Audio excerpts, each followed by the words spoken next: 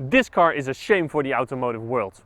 At least that is what I have to believe when I read some comments when this car was first announced. And that is because, well, this car has the word Mustang in its name, but it's not a coupe and it does not have a V8. So is this Mustang a good Mustang? Well, to be honest, I cannot answer that question because I never drove one. Because when I was in the US, I actually drove a Camaro. But what I can tell you, if this is a good EV or not. Hello there, monsters and men, ladies and people. Behind me in that building over there are ponies. On the front of this car is a pony, and welcome to Recharging.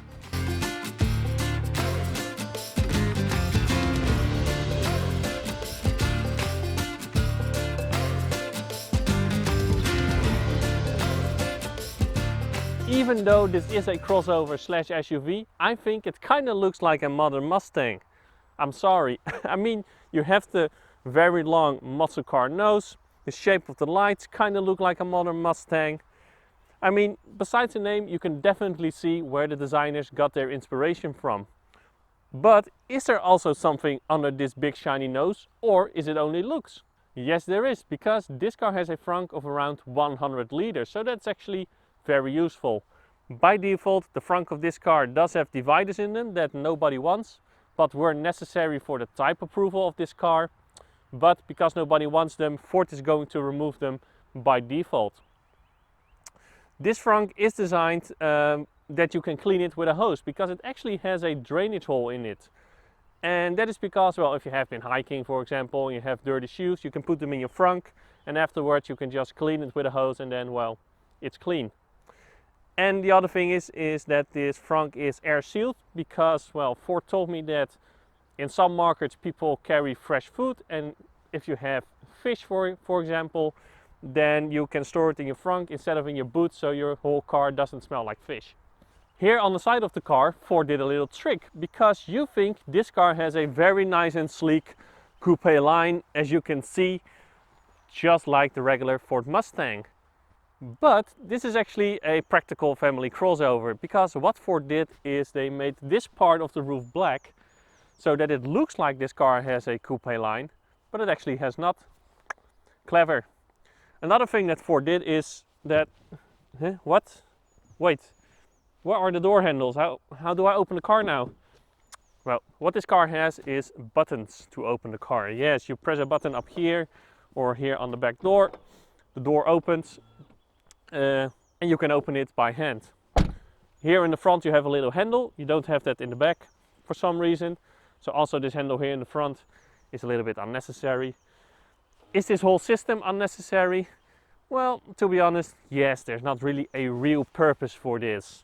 But trust me, this is something you are going to see more and more on modern cars. I think regular door handles work just fine, but hey, whatever, it is there. Another thing is that there are actually 3 ways to unlock this car. You can use the actually slightly big key as a key, sounds logical.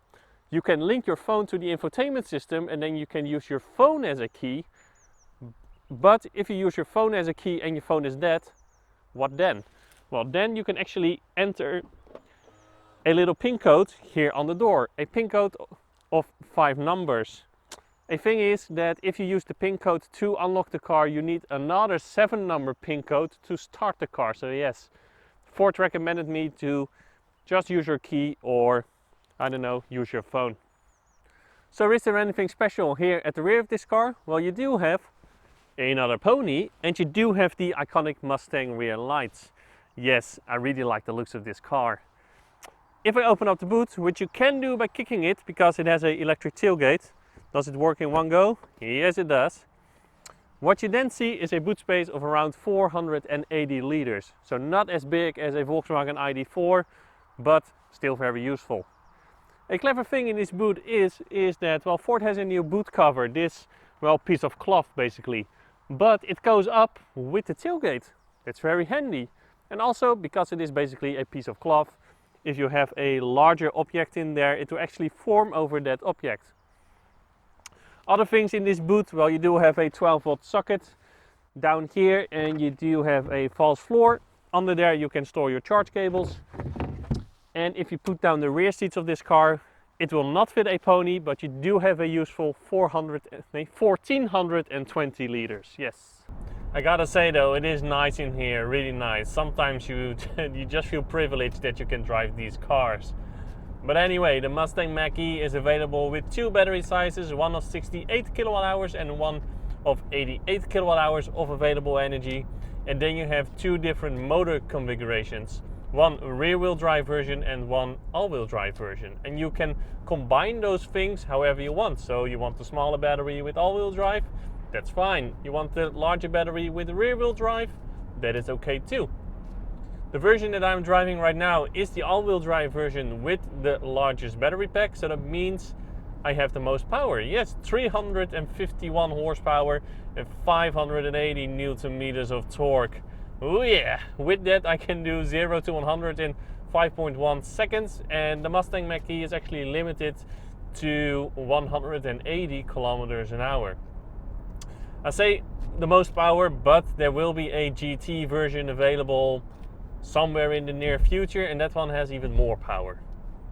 As you probably know, Ford is known for making good driving cars, and this Mustang Mach-e is no exception. I mean, the car is nice and quiet on the highway, the steering has a nice weight to it, but the suspension is on the firmer side of the spectrum, and you have to like that.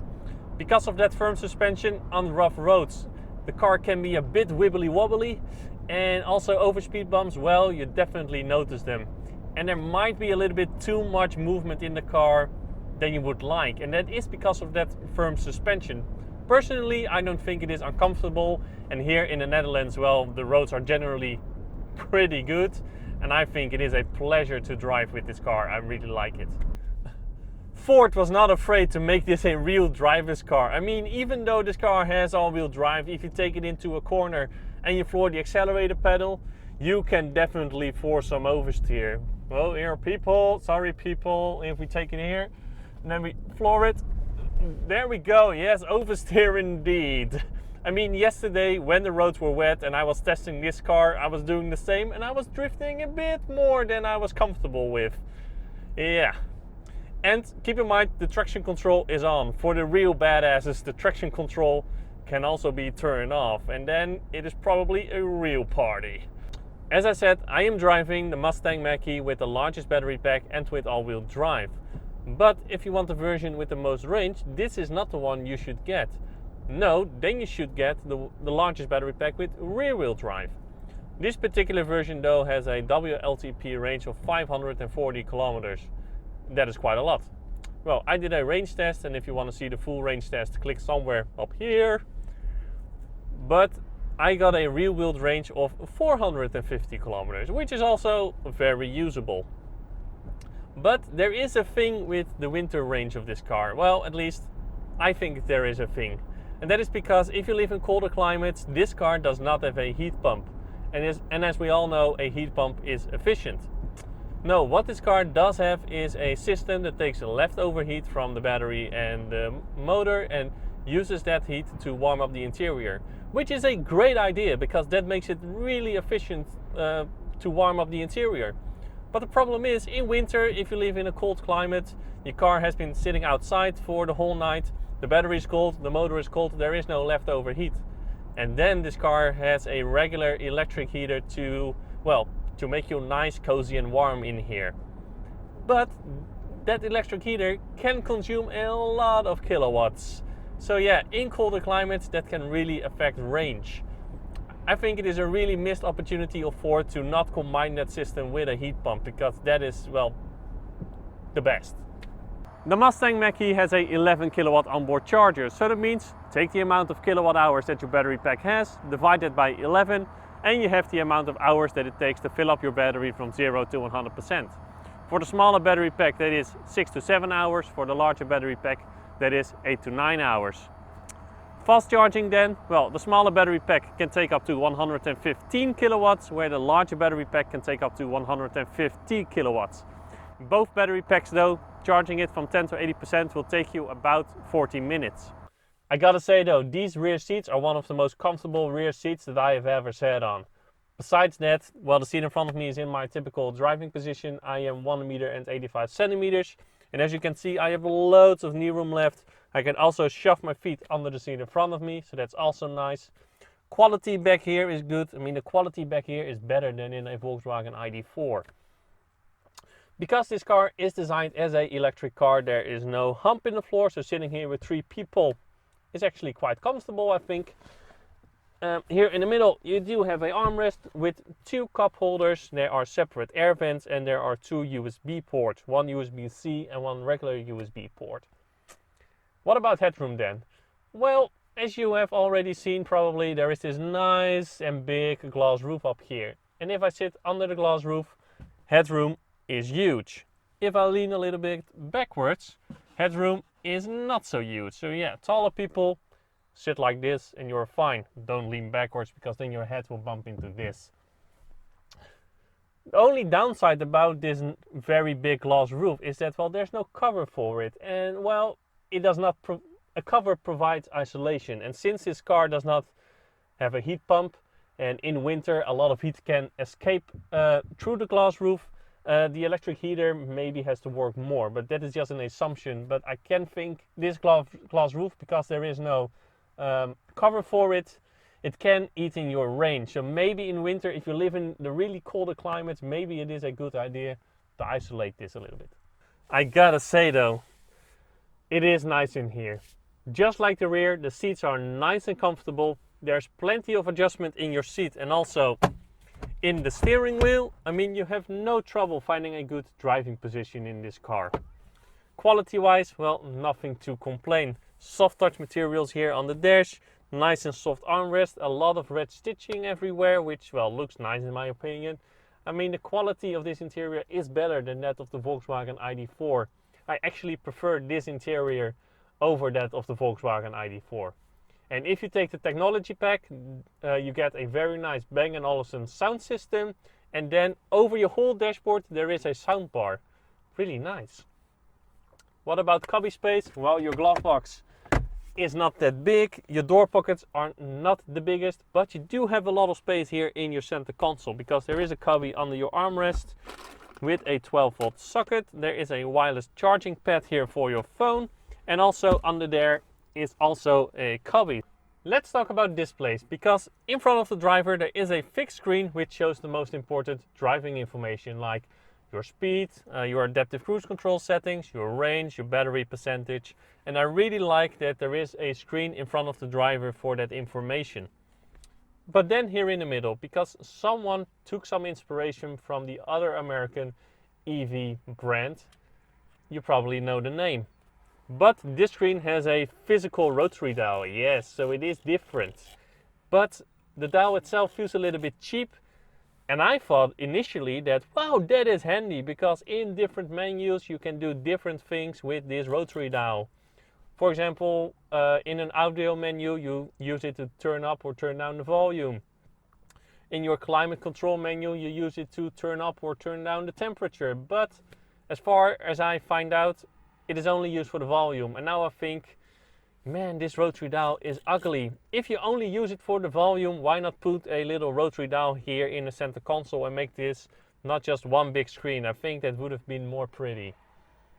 But what software is running on this screen? Well, on this screen is running Ford's new Sync 4 infotainment system. And my first impression of the system was, I don't like it. There's too much going on. But having it used now for a while, it grew on me, and I actually think it is a nice system to use. Of course, being a modern car system, it has over-the-air updates and there's also an app available. But the main feature of this system is that it has machine learning. What does that mean? Well, you are going to work every day at the same time. You put in your work into the navigation every day at the same time, and eventually the car knows that. And then the next time you come into your car, it will actually make a suggestion like, hey, you are probably going to navigate to your work. Just press this button and you are set and done. Or another example, every day when you sit in the car, you call a person at a specific time. The car learns that, and one day you're stressed and you forget to call that person, and then the screen will make the system will make a suggestion, hey, shouldn't you call this person? So yeah, I don't have the car for long enough to test this, but I'm really curious how this will work in the real world. What is a bit overwhelming though in this system, and well, it's also a good thing, but I find it a bit overwhelming, is that everything that is adjustable you can adjust in this system. All your driving and safety features, your sound, your what kind of beep and bongs and whatever you want from the speakers. It's again, it's a lot. It's a bit overwhelming, especially if you have the car for this short of time. But it's also a very good thing, because then you can really configure the car to your liking. Another nice feature is that you can save different profiles. A profile, for example, remembers the position of your seat and the position of your side mirrors, and you can link that profile to a key, for example, but also to a phone, because well, you can use your phone as a key. So my profile is linked to this key at the moment. I only have one key, but let's imagine I own the car. I wish I did. And my girlfriend has the other key and her profile is linked to that key. Then when I get into the car, my seat and my mirrors is set the way I want it. But when my girlfriend gets into the car with her key, the seat and side mirrors is set how she wants it. Very nice. Those are really nice comfort features. What happens if you go on holiday and you only have one key with you? Well, there are also buttons down here which you can actually select one of 3 profiles, so don't worry. So this is a good driving car, but what about the electric driving features of this car? Well, you cannot determine the amount of regeneration that this car should do when you lift your foot off the accelerator. No, what you do have are 3 different drive modes. You have Whisper, you have Active, and you have Untuned, yeah! Why not call it Eco, Normal and Sport? I don't know, but that is what they are called. Of course, the response on the accelerator pedal is different in those 3 drive modes, but also the amount of regeneration that the car does is different in those 3 drive modes. And also this car does have support for 1 pedal driving, and in general it works well. Only when you're doing low speed maneuvering it can feel a little bit jerky, and I think that is because of the transition between the electric motors and the physical brakes. And I think that because it is when you are slowing down and come to a complete stop, but it is also when you are in a complete stop and you want to accelerate again. And the jerkiness is way less when you have 1 pedal drive mode off. So yeah, I hope Ford will improve on that through software updates, because I think they can improve on that through software updates. But don't get me wrong, again, in general it works well, but sometimes it's just a little bit jerky. What is a nice feature though of the navigation software is if I want to go from the location where I am right now to, for example, Berlin, well, that is too far for the amount of range that I have left. So what the navigation software will do, it will calculate charging stops. It will actually calculate how long you have to stop at that charger, and it will add that time to your total travel time. So yeah, that's actually really nice. And the last thing, of course, you have all kind of trip information. So if I go to my current trip here, then I can see that I use 7% on the climate control. I have used 89% on the route, so on actual driving. 1% is for accessories, so the screens or anything.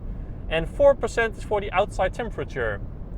So I am heating up the outside temperature, so that means I am contributing to global warming? No, of course not. Nah, of course not.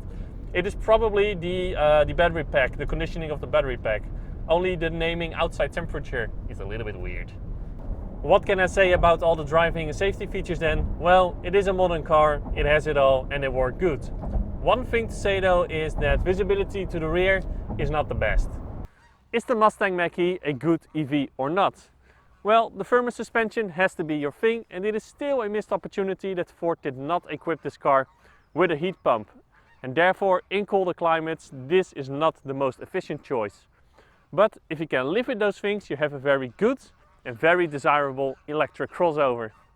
And that was the review of the Ford Mustang Mach-e. I hope you liked it, and if you did, please give a like and do subscribe. If you did not, please leave a comment below to see what I can improve.